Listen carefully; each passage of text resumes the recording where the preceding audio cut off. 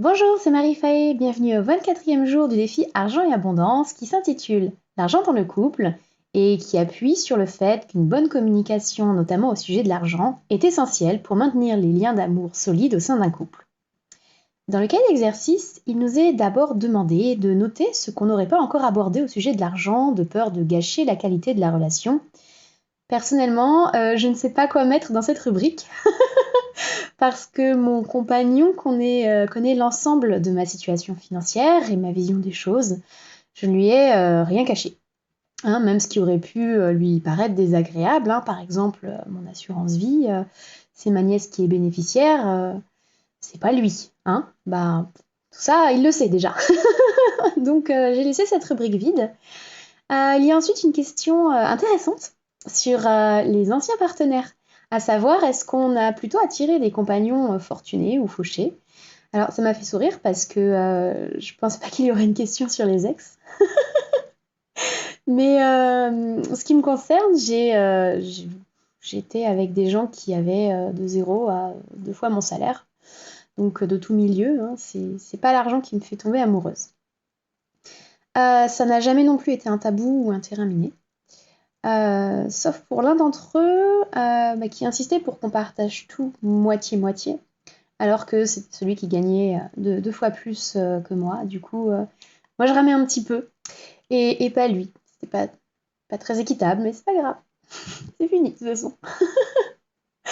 Enfin, il nous est demandé s'il est important pour nous de gagner plus d'argent que notre partenaire, et si oui, pourquoi.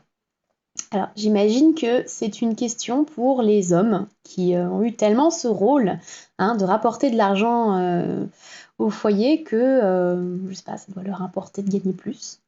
Ou alors ça doit leur demander un effort de recul s'ils sont avec quelqu'un qui gagne mieux, je ne sais pas, peut-être. En tout cas, moi je m'en fiche. Enfin, tant qu'on n'en manque pas, après tout, qui gagne le plus, on s'en fout. Enfin, c'est pas un concours. Hein. Il nous est également demandé si lors de séparation on a laissé des plumes ou non. La réponse est non pour moi. Je peux même préciser que à ma toute première vraie rupture, lorsque mon partenaire de Pax m'a quittée, il m'a tout laissé. Hein, l'appartement, les meubles.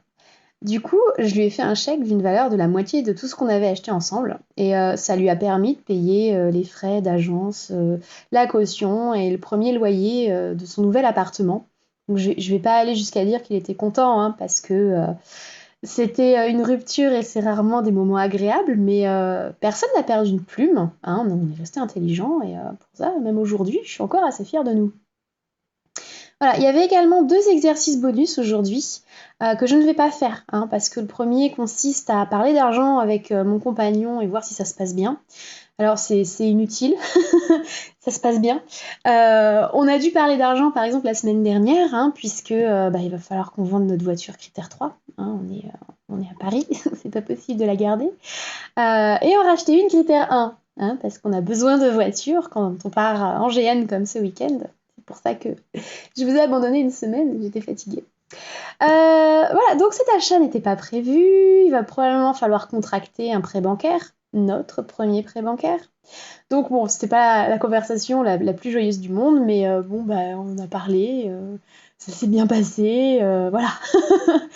Le deuxième exercice bonus consistait à se questionner sur les choses qu'on aimerait changer, puis s'engager à mettre 3 actions en place à partir d'aujourd'hui, bon, sachant que notre fonctionnement actuel nous convient à tous les deux, il n'y a rien à changer. Voilà, pas d'engagement. Sinon, alors j'ai beaucoup ri en piochant la carte du jour parce que c'est l'avarice qui est sortie de mon tarot. Donc bon, ça c'est fait, hein. Cette carte, en fait, elle nous invite à examiner les choses auxquelles nous sommes attachés. Hein, parce qu'elles sont si précieuses pour nous que nous les protégeons comme une forteresse. Alors, on ne parle pas forcément ici d'un compte en banque ou d'un coffre à bijoux.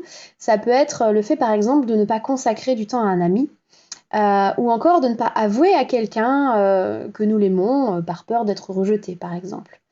Or, pour imager, si on bouche une source, l'eau elle devient trouble, hein, elle stagne, elle croupit, on ne peut plus la boire, plus l'utiliser.